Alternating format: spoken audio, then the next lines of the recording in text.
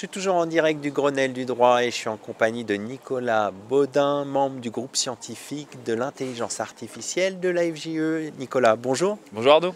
Quel est l'impact de l'intelligence artificielle sur les professionnels du droit? C'est une question qui est assez large et c'est difficile d'y répondre de façon exhaustive, mais globalement, on va dire qu'on est sur une brique technologique supplémentaire qui vient se rajouter par rapport à historiquement Internet, le cloud, et qui va permettre, on peut dire, d'augmenter finalement notre performance en optimisant notre temps. Globalement, c'est un petit peu ça. Alors, on en parle évidemment, il y a énormément de gens qui en parlent en ce moment, il y a un vrai foisonnement de prise de position sur le sujet. Je pense qu'il faut être un peu prudent sur finalement ce que ça va donner à long terme, mais à court terme, il est certain qu'on est face, peut-être pas à une révolution, parce que le terme est très fort, mais en tout cas une évolution très forte du métier et de la façon dont on le pratique. Alors justement, vous parlez évolution du métier, de la façon dont on pratique le droit au quotidien. Concrètement, vous pensez à quoi?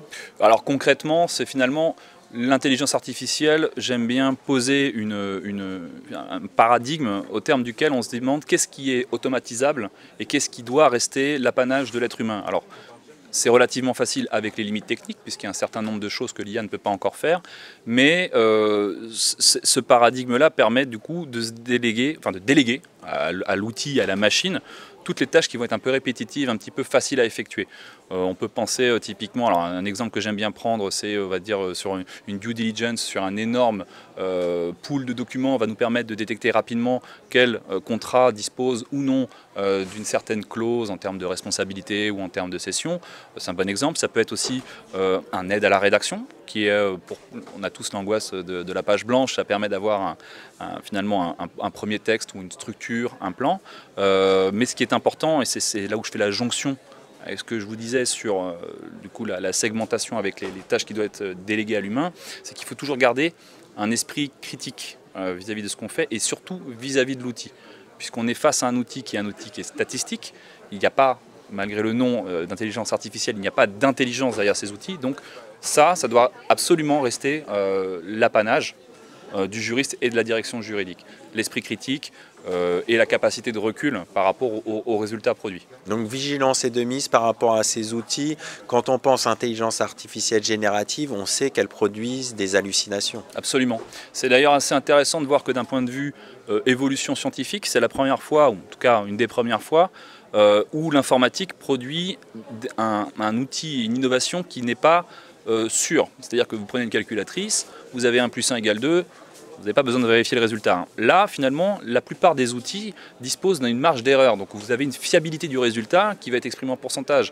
Donc peu importe le pourcent, c'est juste dans la logique de se dire il faut effectivement toujours garder une réserve finalement par rapport à ce qui est produit et toujours avoir oui, il faut garder son droit de regard, évidemment, c'est ça, quoi. Donc en résumé, oui à l'utilisation de ces outils, Bien sûr. mais attention. C'est très très bien résumé, c'est tout à fait ça. Oui, et puis bon, après, ce qui est vraiment très intéressant dans cette innovation, en tout cas c'est ce que je constate, c'est que le juriste a l'occasion de repasser en premier plan. Et ça c'est super. Pourquoi? Parce que l'intelligence artificielle, alors elle est pour le juriste, c'est-à-dire qu'il y a un certain nombre d'outils qui viennent au service du juriste, qui viennent dans les éditeurs, enfin, sont embarqués maintenant dans les outils des éditeurs qui permettent de faciliter la recherche ou de trouver plus facilement l'information, des outils qui sont spécialisés en termes de recherche de jurisprudence, c'est très intéressant.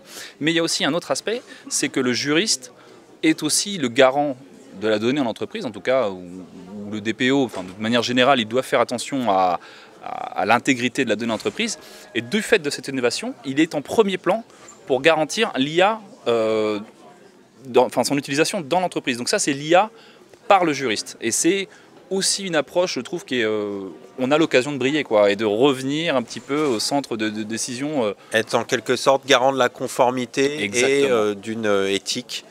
Et des bonnes pratiques et de l'éthique, absolument. Ouais, on peut servir de boussole justement par rapport à cette intégration. Je trouve que c'est quand même l'aspect le plus intéressant par rapport à cette innovation. Ouais.